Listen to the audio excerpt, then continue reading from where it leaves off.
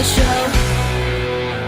You're listening to Cannabis Corner on WNHHLP 103.5 FM, broadcasting live from downtown New Haven. We are streaming live on TuneIn Radio and NewHavenIndependent.org. We're also streaming live video on Facebook and YouTube. Just go to your Facebook page and look us up, or hit see first to see and hear all the great programs we have here on WNHHLP. And just a reminder, Cannabis Corner is also streaming live on the Greenhaven Media Facebook page and YouTube and ProCannabisMedia.com.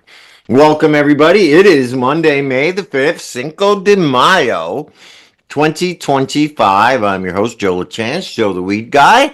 Welcome to Cannabis Corner. I am joined here by, as always, by my illustrious co-host, the ever one and only Uncle Lou, Farmer Lou. How are you today? I'm doing all right, brother. Doing all right. Just pushing through the normal Monday here. Relaxing. The rain is really low key. So as we just keep doing the rain and, kind of just enjoying the day. I've been doing a little bit of moving, got my, things with the family.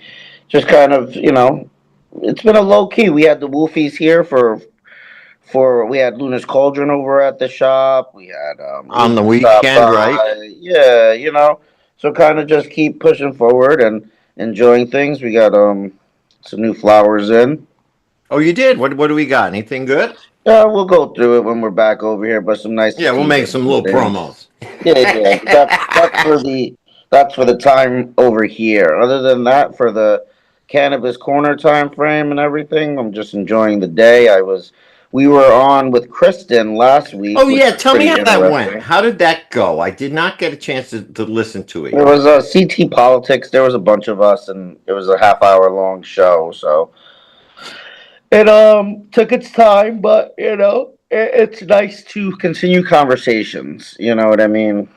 So that's the biggest thing is no matter what, there's always a conversation to be had in cannabis and politics. Oh, big time. I was on Chaz and AJ this morning. Yes, sir. Speaking of making appearances. And, we were talking about the big fine that they gave to Zazas out there in East Haven, allowing them to compile $5 million worth of fines. Not shutting them down, just letting them keep doing it, going in every now and then and checking and making sure that they're still doing it. So we were talking about that, how, the state kind of want to make an example of them. But, Lou, honestly, and you as a dispensary owner, I'm sure you have your opinions on this with these smoke shops, particularly. I didn't think it was that bad of a problem until I went out and did my own research. I visited 5 smoke shops right here in my area. And every single one of them tried to sell you 4 out of 5. 4 out of 5, dude. Yep. 4 out of 5. I walked into a smoke shop and they're always trying to sell me stuff. And, I say that there's room for everybody, but I think that we need to make sure whoever is doing it the right way. Not necessarily, and I'm not talking about going to get a license and, I'll stay very taboo in this one because there are good legacy individuals. That's different, though. Take care of their family. But if I'm going into a smoke shop and it's really crappy, sprayed flower, like I'll take a look at it. I want to take a look at it. I did. It was very average, very average. And it was not great stuff. And then on top of it, it's sprayed, and we don't know, moldy. It could be anything. Yep. These guys are going for price. You got to say. So if somebody walks in and says, "Hey, here's a $500 pound. You can make a ton of money off this." They're going to grab it, not even looking at the buds to see if it's moldy or sprayed, like you say. Just say, "Okay, yeah, $500. Give it to me." And then they go out and they make a ton of money off it. So I agree, it's a problem. Connecticut is always so focused on enforcement. And never focused on they're always on the defense and not the offense. So how can we solve this problem? By bringing these people into the fold, just like the bootleggers with alcohol. If they want to sell weed, we should open up a way for them to sell weed. Obviously, not so easily, but they have these hemp licenses, the three-tiered hemp licenses. I don't see any reason why they can't open it up on a limited basis, because obviously people like you, Lou, paid a lot of money for their license, went through a lot of BS for their license, and you don't want to see someone coming in and paying $5,000 to be able to do the same thing. So I think it's a slippery slope, but I also think it's a problem that needs to be dealt with, Lou. Um, you, I don't know if you know, but right across the street from you, there's a smoke shop. And I'm gonna go check and see if they're selling. But anyway, so that was the gist of that conversation. That's what my feelings about it. But other than that, as far as I'm concerned, I had a great week. I think both of us attended Kibra's grand opening, which was on May 1st. It was at 4 p.m. in the afternoon. She actually cut the ribbon at 4:20. It was very, very nice. She held it out in the parking lot. She had a DJ there, a band. She had food trucks. She had some food inside for people. The keeper came up and gave some speeches, and some other people who were involved in the business who helped her get going. People from the community came up and gave speeches. It was a really, really, really nice time. She had a great crowd over there. We saw Aaron Doolittle. You were there. Also, Wolfie and Denise were there, but a lot of people were there. And it was good to see the community come out and support Kibra. She's been a member of the community for a real while. I did get to meet her business partners.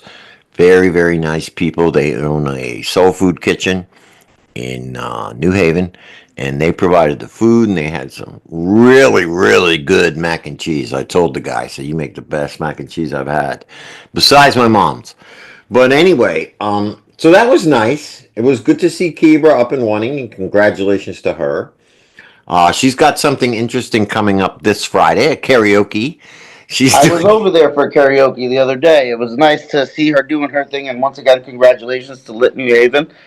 We love seeing social equity owners open up their business, and Keeper has been, like you said, the OG partner of OGs Of us? of all the time. So we're super ecstatic, and I know that you're going to be supporting her and working with her, same way you Yep. work with me. And it's really nice.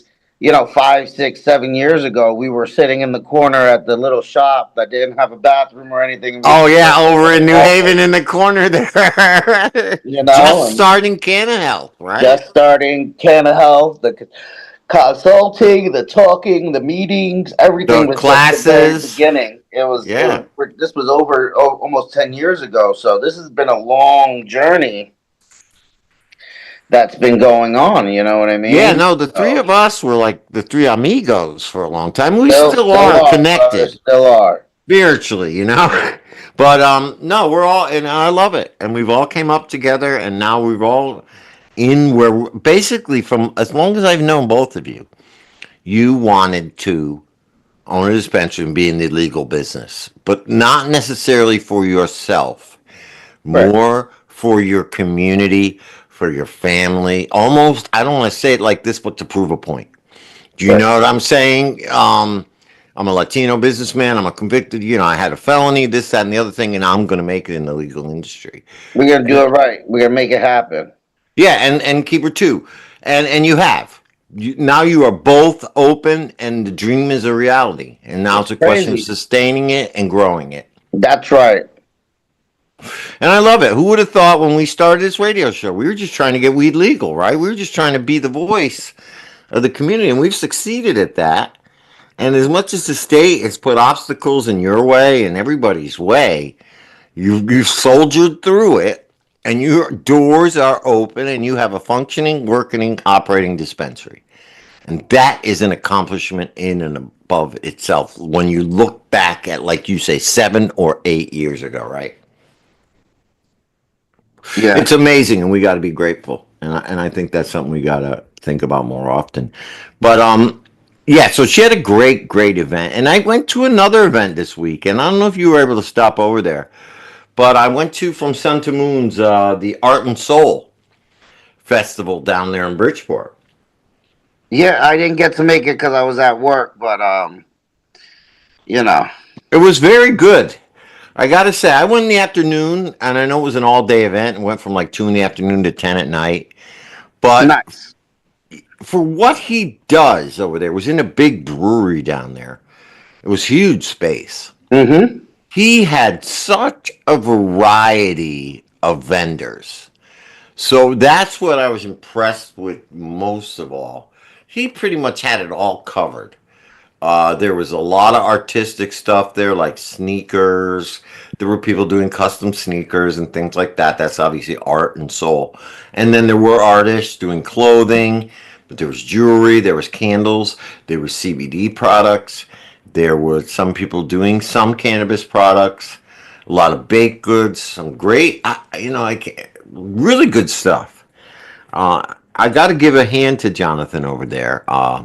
He put together a really eclectic group of vendors and artists that it was something for everybody, you know. And I got to give him a hand, give him credit. He did a real nice job. I saw Blazing Jay. Cody was there That's that's from the right. Cannabis Connection. He was there. Fine Fettle was there. Butter. I mean, the usual suspects. But it was really nice. I ran into a company that does the mushrooms, the entheogenic mushrooms, lion's mane, chaga, all that kind of stuff. Yeah, yeah, yeah. You know, And they had this honey, this lion's mane honey that I picked up. Really, really good. 1 teaspoonful, and I'm telling you, it makes you like energized. You feel great. yeah. That's from that you said lion's mane, right? Because that's a lion's mane is a great one of those. Yeah, You one know of what I those mean? mushrooms. Entheogenic, I think they call Yeah, yeah. entheogenic mushrooms. But they're really good. And, personally myself, I have been using psilocybin a little bit in a microdose fashion. And he told me the two go real well together. Nice. Yeah. So, yeah, it was very nice. Well, speaking of events, there are a couple things coming up. That's right. What do we got? Well, first of all, this May 9th, we got Lisa Capitani, who was our guest today, That's right.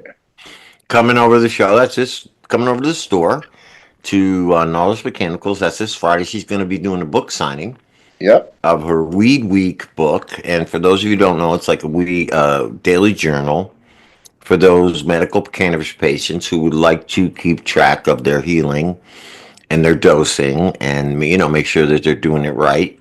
And obviously, Lisa being the cannabis nurse, um, put this together, and she helps people guide them through it. And she's going to be talking to us today on the show, actually, a little bit about that. But you can actually come down and meet Lisa once you hear her today and get a copy of her book. And I'm sure you'll be carrying it at the store. Mm-hmm. And talk to her about journaling and how it does help with your healing process. I know personally for myself, I'm going to talk to her. I'm going through a healing thing right now. There you So, go. and I will say, Lisa has been a big help. I will tell her that when I see her on the air, which is in a minute. But I just want to mention a couple quick events. May 9th, Duncan is doing a clone adoption. That is this Friday in the afternoon. So if you're looking to get your garden going, May 10th, there will be a clone adoption over at the Grove. That Mm-hmm. is Saturday. So if you also want to pick that up, that's from 12 to 2. So that's in the afternoon, Saturday afternoon. If you got nothing to do, come on down and adopt a baby because we know it is time to get growing. And just a quick Yeah. mention, our buddies with Creamery Station are doing a big gig this Friday night over at Toad's Place with Max Creek. So I want to give a shout out to them. It's a big deal for them to be opening up for Max Creek, well-known Mm-hmm. band. And it's their first gig out at Toad's Place in a while. So big shout out to Dylan and the band. They've been guests on the show and they have always been supportive of the community. And we have our guest on with us right now. So let's give her a nice big intro. With us right now is Lisa Capitani, MBA, BSA, NRN. She's a holistic nurse coach with expertise in conscious healing with cannabis, excuse me, and entheogenic medicines. Lisa is an experienced nurse and a medical cannabis patient. She holds a college level certificate in medical cannabis care, has trained as an INCA integrative nurse coach, and is manager of operations for Doctors for Drug Policy Reform. She also assists in cannabis and psychedelic research at the Olin Neuropsychiatric Research Center and does home care in her community. Lisa published Weed Week and Mindful Metrics, guided journals for cannabis users focused on using intention and mindfulness to optimize medical cannabis use and prevent problem use. Lisa founded Nine Ledges LLC, where she partners with clients as an integrative nurse coach, guiding them in developing a medical cannabis and or lifestyle regimen using a psychedelic mindset that suits their unique goals. Welcome, Lisa. How are you? Hi, Joe. Hi, Lou. I'm great. Hey, how's it going? Good, good, good. I like that. A psychedelic mindset. That's right, brother. That is. Yeah, I really like that. I think I got one of them. Uh, I always feel like I'm tripping. That's a beautiful thing, Joe. It's a beautiful thing. Well, I think we all are. Um, anyway, so Lisa, you are known around Connecticut as the CT cannabis nurse. That's right. And you obviously came from the traditional allopathic medical industry as an RN. You went through all the schooling, did all those great things, got the certifications. Why aren't you working in there now? Why aren't you at a hospital right now? Putting IVs in people, and Yeah. tell me a little bit about why you decided to strike out on your own. Well, yeah, my own journey through life and healing really didn't start until I took a fresh look at cannabis myself. So I started using cannabis in nursing school to help me deal with the stress and anxiety that comes along with nursing. Nursing is still one of the hardest bachelor's degrees to get in the United States, and it's no joke. So I started using it for medical reasons, essentially. Yeah, with anxiety of the Didn't know it. And then, I absorbed all of the stigma that comes along with that, right? So I was being trained that, the only time we talked about cannabis during nursing school was when we talked about drugs of abuse. And no one that I worked with in school or in my first jobs in university hospitals would talk about cannabis as anything other than a recreational drug. So I just never had my mind opened up to that or to any other really alternative medicines, right? Things like chiropractic and acupuncture were kind of they're looked down upon. They are. they were mentioned, but they were sort of like this other thing that didn't really count, didn't really matter. So I just never looked at it that way. In 2010, I'd been a nurse for 5 years, and I was in a really bad accident. I had multiple fractures in my leg, my spine, my sternum, and I had about 20 fractures in my skull and facial bones Ooh. and a traumatic brain injury. And that obviously changed my life. And I was a great patient. I worked really hard, mostly just so I could get back to work because that's where I had placed most of my value and confidence as a person was in my work. And it was hard. And over the 10 years between the accident and the pandemic, I tried all of the things that my doctors recommended, but I was really still struggling with a lot of anxiety and a lot of chronic pain. And in 2020, things got crazy for healthcare workers. I was working in the hospital. I was in Yep. the Yep. procedural unit, and I got floated back to the emergency room to work during the pandemic, which I hadn't done in a decade and was stressful all on its own. And then toward the end of the year, the middle of the year, as things started to sort of go back to normal, at least within the hospital, I just didn't. My health collapsed to the point where I physically was unable to keep working. I was having a lot of pain and problems with my hands that ended up getting misdiagnosed. And when I told the surgeon who had done the surgery to supposedly fix my hands that I wasn't better and I couldn't go back to work, he told me that the problem was my mental health, Mm, which I didn't think it had been.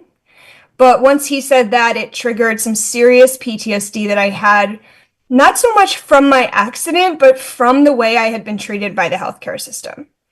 So, right. in the midst of now having to find a doctor who would properly diagnose and fix my hands because it was, a different problem altogether. Um, in the process of that, I did seek out some therapy for PTSD. And I also randomly found out that cannabis nurses were a thing, mostly out in the Pacific Northwest, where it's been legal a lot longer. And yeah, so I had, I was starting on this healing journey for PTSD, recognizing my own, um, my own need for healing.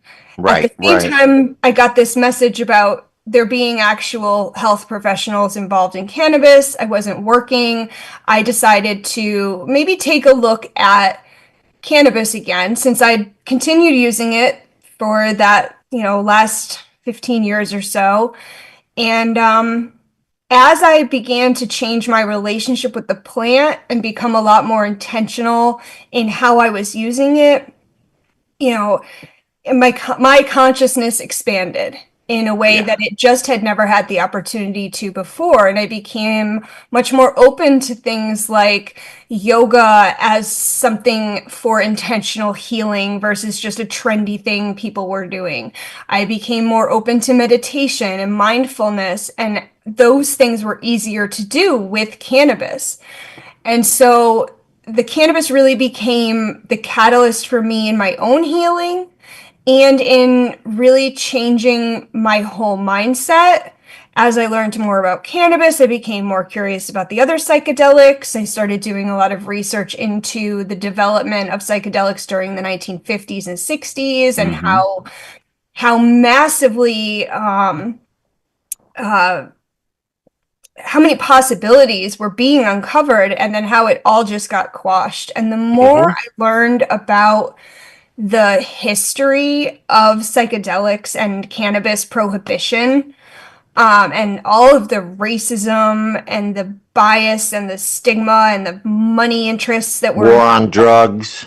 how it changed, how the actual medical system was Mm-hmm. shaped by political and financial interests. Yep. It allowed me not just to change, part of my healing was that I needed to change my perspective on myself and my feelings about myself. But as I looked into how I fit into these structures and these constructs around me and how I had been so influenced by what I had learned, at a young age and as a nurse in training, that I realized that there's just so much more. There was so much more to me than I had allowed myself to understand, and there was so Yep. much more to the world that I had allowed myself to look at in the past. And so the idea that I look at cannabis with a psychedelic mindset. While most don't consider cannabis to be a psychedelic in the same way that something like LSD or psilocybin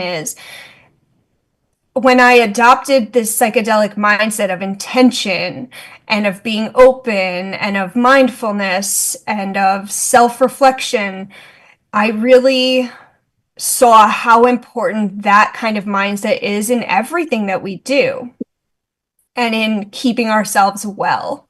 Yeah. No, and it's you brought up a lot of good points when you just said. First of all, you felt like your own industry wasn't giving you the care that you needed. They probably weren't listening to you, which is what I found too, that they Yeah. don't listen They're Yeah, too concerned with protocols and what insurance will cover. And a lot of it is that they're slaves to it. But you also brought up a good point. You weren't trained on cannabis. If anything, you were trained that it's a drug of abuse. It's now, I don't know if things have changed in the nursing industry. From what I understand, they have a little bit. They now have modules that you can take with cannabis, but when you were going, they didn't. They treated it not at all. like, and it was illegal. Let's be real. You're talking 10, 15 years ago. It was illegal. There 20. was still a lot of stigma on it. There was still medical just coming on board.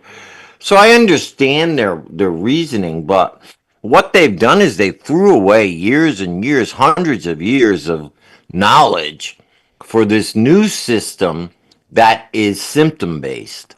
Yeah, Whereas what you were talking about was a more holistic, whole body, whole yeah, mind base of treatment, and that's where I think the entire medical industry and our entire system has missed the boat. yeah. And that all happened around the turn of the century, industrial revolution. We could get into that, but there's no need to. It was all about money and being Yeah, able to if you haven't patent. read about the Flexner report in 1910, the Flexner report really created the modern medical education system, and it removed any kind of natural plant medicine, community healing, indigenous healing. It removed that from the curriculum, and this was a report that was extremely biased from the Rockefeller. medical academic research side of things and the pharmaceutical side of things. And so, yes, we created gold standards for medical research, and we've saved countless lives through the development we've done in that area. But how much have we increased the prevalence of chronic disease and the effects of mental health by eliminating community-based healing and by eliminating the focus on prevention and wellness and by systematically sort of dismantling the human body into these different specialties. We sort of took that whole person mentality out of healthcare. And Right. nursing, while it was always really focused on that, had to keep up. And so Had it to adjust. happened Right, in right, nursing right. too. And when you were saying about how we treat patients now, I always say, the healthcare system for 10 years between my accident and my awakening, the healthcare system helped me to recover and rehabilitate, but it wasn't until I started using cannabis this way that I actually started to heal. That's the word right And there. healed in ways that system told me for 10 years I never would. Right. Right. And I think the only way we're going to get back to that is not through the system, but through the community. Like, we have to start realizing, and I think you realized it too. You being a nurse, you obviously had some knowledge that, say, somebody like I wouldn't have. But we have to start taking care of ourselves. Yeah. Whether that means you taking care of yourself, or when I say ourselves, the community needs to take care of ourselves. Like you and I, we work together. You help me with my digestive issues by providing me with tinctures and things that will help me with my condition. That is because we are members of the community. I couldn't go to a doctor and say, hey, now could you make me a tincture with this much CBD and this much CBG and this much THCA? I couldn't do that. They'd throw me out the door. They'd say, well, don't you want like Vicodin, or don't you want Oxy? I did that. Humira, or all these things that they advertise on TV, where the side effects are worse than what the drug is trying to actually treat. Yeah. To me, it's amazing that people have even bought into that. Like, how can a chemical actually heal your body? And like, is that the only way we feel like we can cure cancer, is by poisoning your body? I mean, there's got to be a better way. And Yeah. we've discovered different ways through cannabis and stuff, but the medical industry being so enamored and engaged in money and profitability as being its primary motivation, and not healing, Yeah. is where we're at right now. And I think we have to go backwards. And it's people Yeah. like us and people like our whole community. And I sort of see it coming to fruition out there in in the regular world. More and more people are wanting to grow their own food. More and more people, I believe, are getting interested in cannabis as medicine.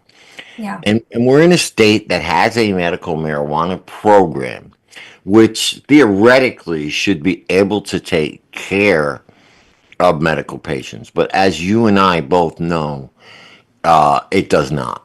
It far falls beneath standards for helping and allowing patients to actually get their medicine, get the proper medicine in the proper dosage at the proper times, even.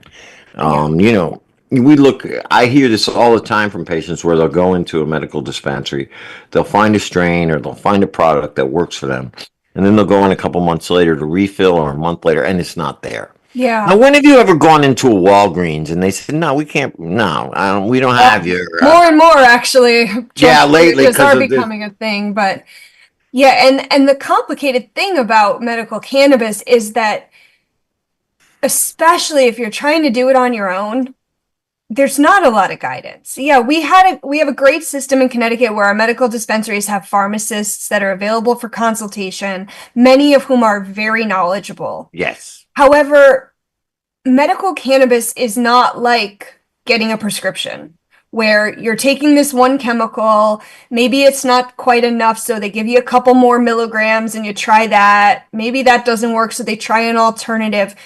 Cannabis is so dynamic. right. There are, 400 or more potentially therapeutic compounds in a single cannabis flower. And those compounds are going to be at different levels in the same strain, in the same plant, depending on what part of the plant the flower came off of. So figuring out not only that, but flour's not the only option. And for medical, Right. there are tons of different routes of administration. There's different formulations. There's some that, have CBD, some that don't, some that are just CBD products. And to figure out what really works for you as an individual to treat your symptoms at that time, it's a complicated process. It takes time. It takes time, and that's really where mindful metrics came from. This was my second book, and it's much more of a standard medical cannabis journaling type of book. So it allows you to put in an entry every time you're using a product, what date and time you took it, what your symptom level was, what targets, what symptom you're targeting, where you got it, what the dose was, how much it improved, how long it took to work. And so I really feel when you're especially starting out on a medical cannabis journey or you have a new diagnosis and you need to alter what you're taking and how often you're taking it, not only is it very important to be doing it mindfully, right? Because Mm-hmm. anyone can take Yes. a pill and then pay no attention to how different their Yeah, symptoms they are just and follow every four think it's hours. working All or think it's right. not working. Right. But it takes time to find your proper dose. It takes time to find what formulas work best for you. And if the Which products that cannabinoids you're work for using, your right. right, if the products that you're using aren't consistent, if you can't consistently get a similar product, it's going to be even more frustrating. And it takes a lot of time and energy to do the research, to know what the alternatives are, to know what you can try instead. And there aren't a ton of people out there like me and other consultants who are offering, you know, Guidance, yeah. affordable ways to have a professional helping you on that journey. So yeah, I think the idea of this being community-based healing, and I don't do a ton of work as a coach or as a consultant. It's a side thing. It's something I love and I would absolutely do as my full-time job. However, a huge part of me doesn't feel right about charging money to share this knowledge because I do feel like this is something that our community needs. We Right. need the education, we need the resources, we need it not to be behind a paywall all the time so that people can get help and support. And so often, what people need to even be able to consider trying cannabis for something is just permission. They just Right. need someone to say, it's okay if you do this.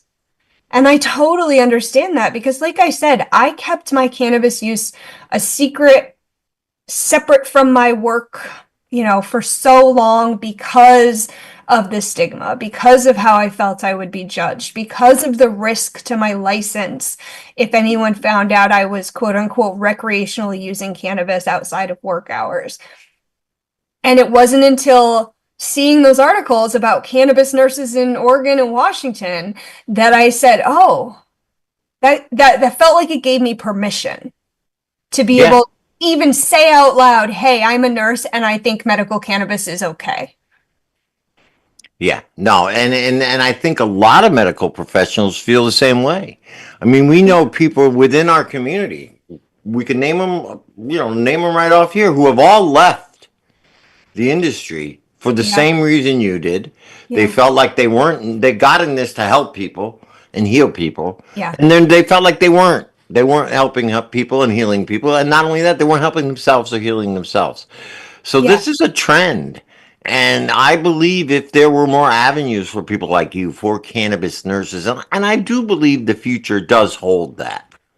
I really do. yeah, With more alternative wellness centers and places like that opening up, I feel like there's going to be a real need for somebody who, or for people who are well knowledge and well versed in cannabis, because it is.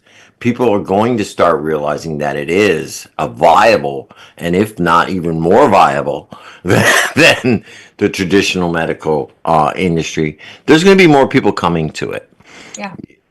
and I do believe right now we may be in a little bit of transitionary period because there is still the stigma, but there are a lot of people fed up with the traditional medical industry.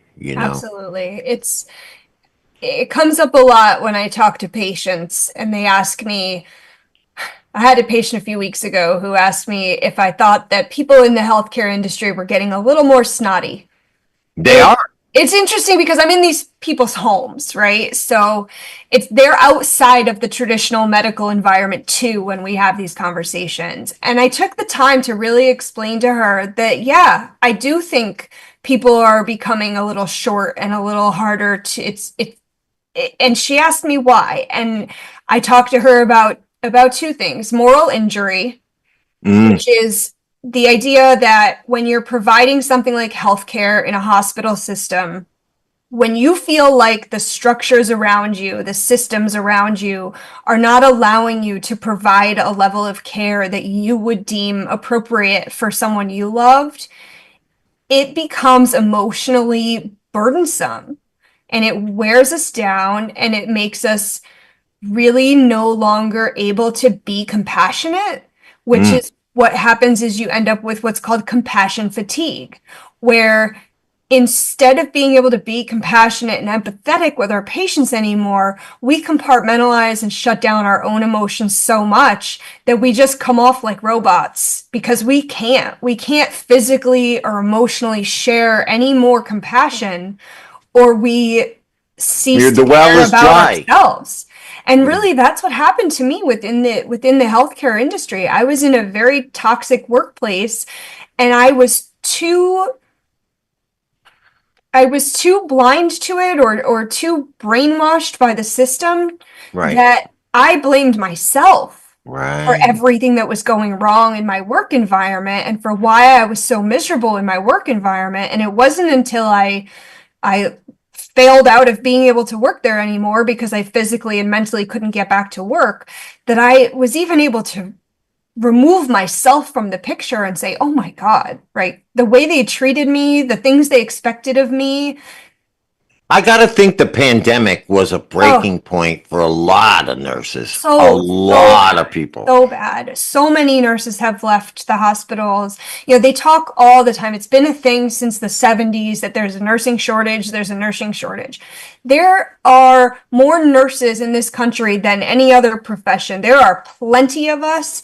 We are starting to become people who will no longer be abused in poor workplaces. And nurses are generally people You're who front line. we come into nursing usually because of being the type of people pleasers, right? We Yeah, had yeah, yeah. some kind of experience in our early life that led us to want to take care of people, and that makes us easily guilted and manipulated into working in environments that don't respect us, that treat us like children, that, punish us for punching in a minute early or a minute late. Right, right. It's What's like that got to do with helping treated like people? children. And when we actually have legitimate concerns and we want to form committees to change policy, we can't get anyone to cover us on our unit to go to meetings.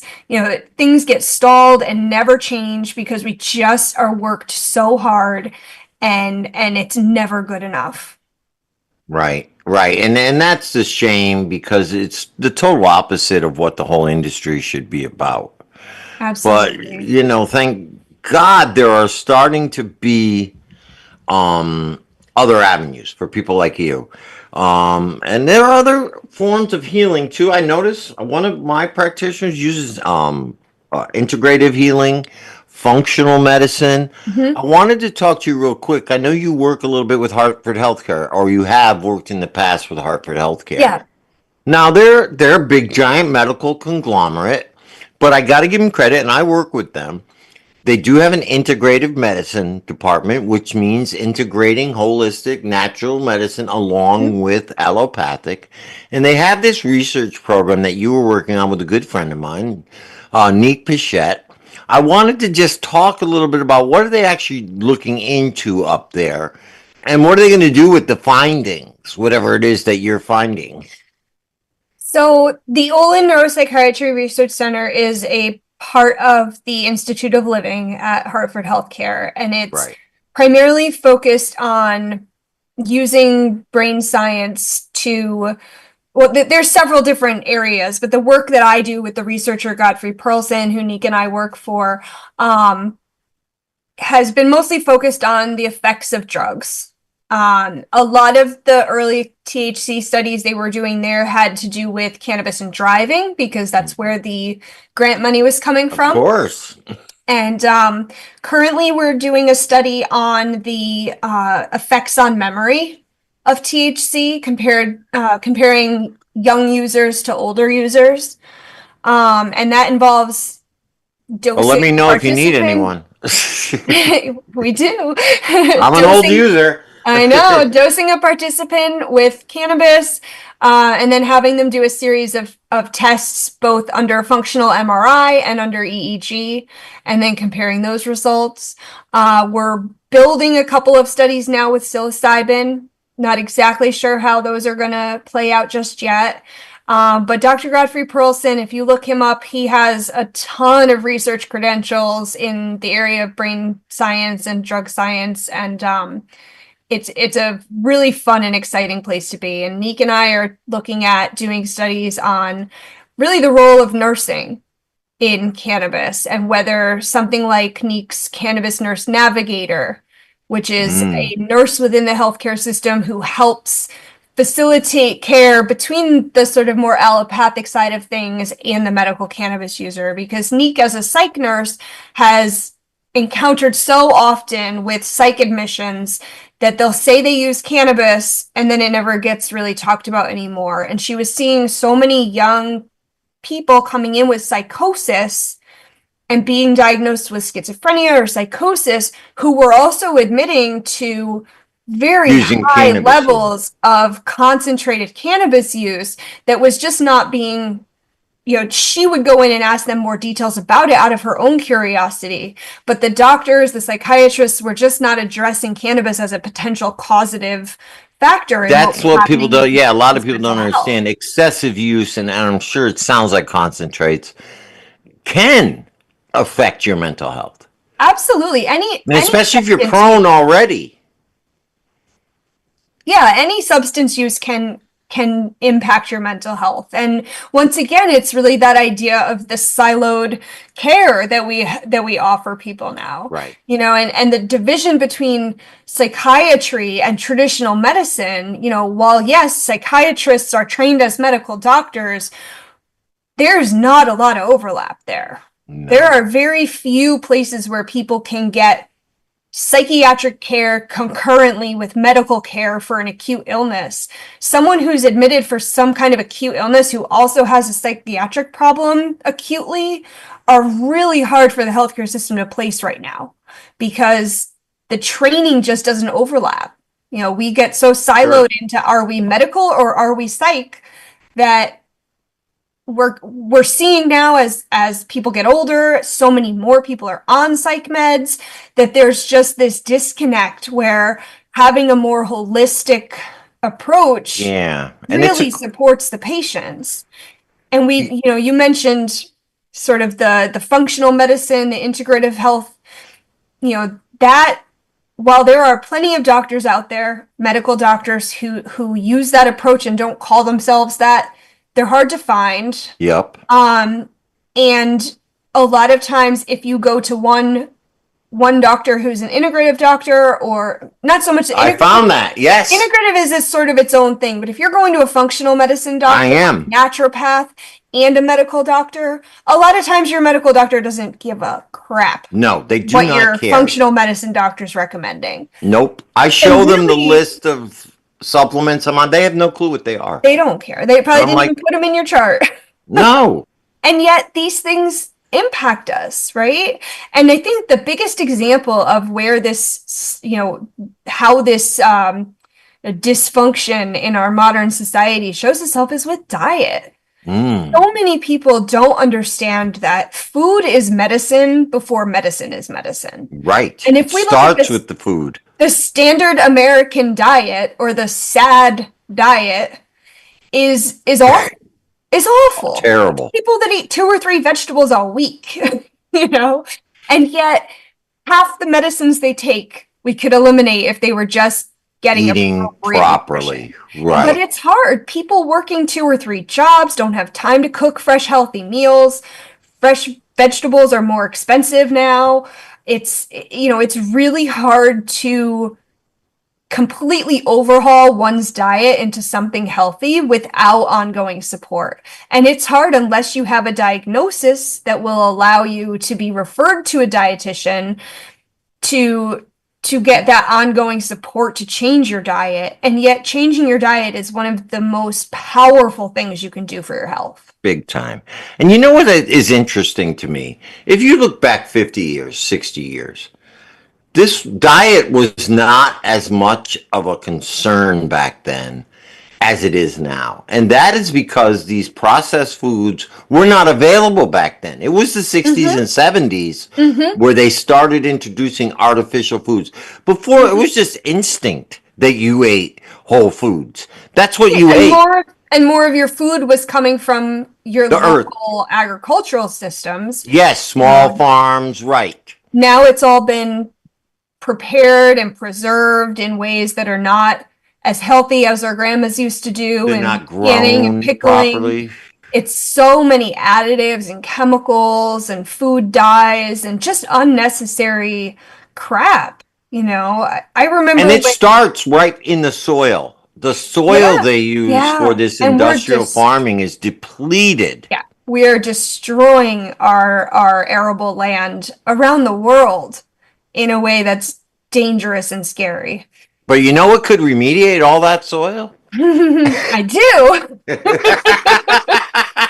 I do. Growing hemp and THC cannabis is really, really good for the soil. Yes, it remediates itself. Imagine that, a plant that is actually sustainable. Not to mention all of the products that hemp could replace, you know, if we were using it properly, if we were growing it for industrial uses, like for building materials, Oh for yeah, clothes. clothing, it's fuel. You know, but that's the problem. It shakes up the system too much. The existing system is fighting back. That's the hard thing, right? About kind of this awareness that I went through of dismantling the constructs that I was. Well, you feel like an outcast. You start to feel like an outcast. You really start to see, you know, it's all connected.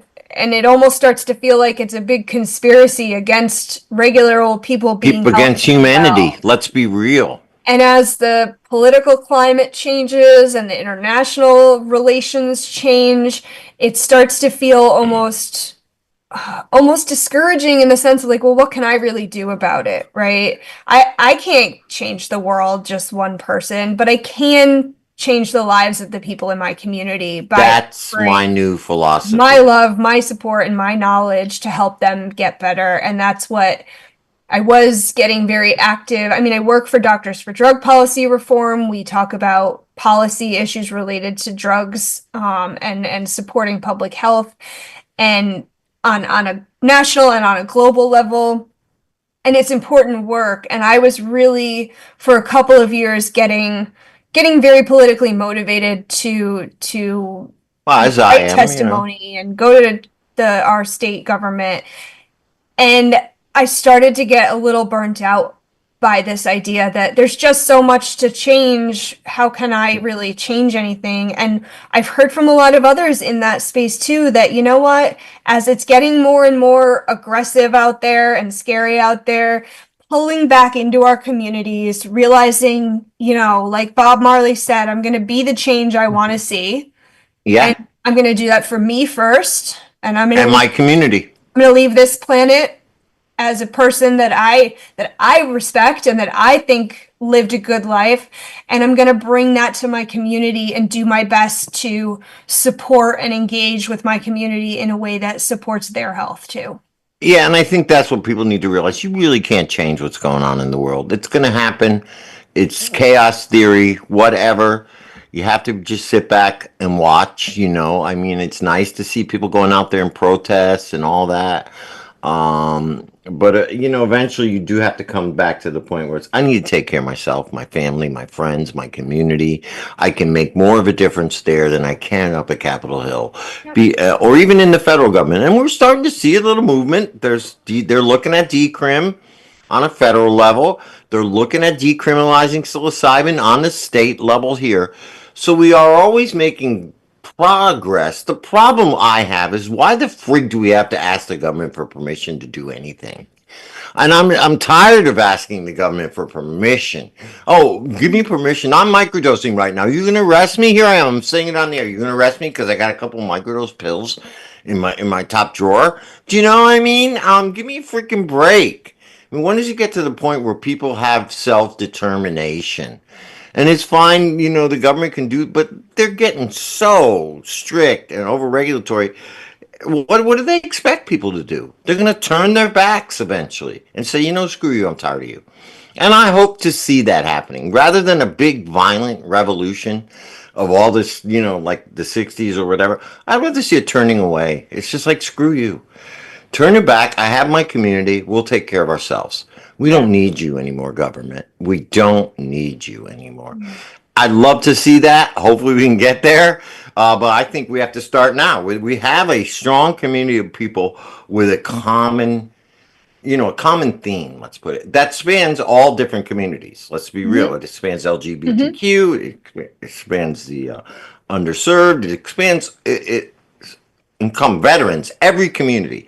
I think within the cannabis community and within our community, if we can expand it out to regular humanity, just our whole attitude, our mindset of supporting each other, caring for each other, and taking care of each other when we need it. My community has taken care of me. If I have had medical issues, it wasn't a damn doctor over at Hartford Healthcare that's helping me. No, it's you. It's Uzma. It's my doctor. It's all these other people. It is nothing to do with them. And I like it that way. Yeah. Yeah. Again, it's the psychedelic mindset of we're all That's connected. what I was saying right in the And what's beginning. good for me is good for you, and what's good for you is good for me. And together we move humanity toward being better Yeah. for ourselves, being better for our planet. And it's, these are the types of revolutions of human consciousness that happen slowly, and that happen with or without a government being involved. And they either will continue to evolve toward, being better and being Or healthier, or we won't. And and we'll see what happens. But we got to get this going. planet can get rid of us real easy if it And it decides looks it's like time it's to. trying. So We got to get going. Tell us a little bit how we can get in touch with you And I know you will be Friday at Nautilus Botanicals signing Yes. your book, but any other appearances? Yeah, I'll be at Nautilus on Friday for a couple hours in the afternoon with my books. One is the Mindful Metrics, which is the medical oriented dose tracker journal, and the other is Weed Week, which is a 7-day intensive intentional cannabis use journey for the regular cannabis user who is either looking to implement something new into their life, a new goal, a new behavior, or looking to change their relationship with cannabis. It's really open, flexible, and really fun for any type of cannabis user to just change their perspective a little bit in some way. You can check me out on my website, lisacapitani.com. Follow me on Instagram at ctcannabisnurse, or send me an email, info@lisacapitani.com. All right, Lisa, thank you so much for joining us today. It Thank was you, always Joe. an educational, informative experience when I talk to somebody like you. Thank you for all your hard work in the community, the help you've given me, and the help you've given others out there. Keep it up. Keep the faith. It will get better, Lisa. We are making progress. Even if it doesn't look that way within the government, we're making progress within the community. And that's an important thing. So I always appreciate what you're doing, and people like you stepping out of the norm, stepping away from the regular medical industry, and forging your own path, standing up for what you believed in and not just following the brainwashing. It's important. And I want to see more and more people do it. And sooner or later, we will have that cannabis wellness center. Sounds good. Thank you for all the work you do in the community and keeping the conversation going. I do my best. I try to keep everybody together. It's not always easy. Anyway, all right. Harry, hit that music. I guess Uncle Lou has dropped out. He probably had some dispensary business. You can like, share, follow me, Joe the Weed Guy, on Instagram and Facebook, or at Greenhaven Media on Instagram and Facebook. Also like, share, and subscribe to our YouTube page. Thank you very much. We will see you next week. We'll see you Friday over at Nautilus with Lisa. We love you all.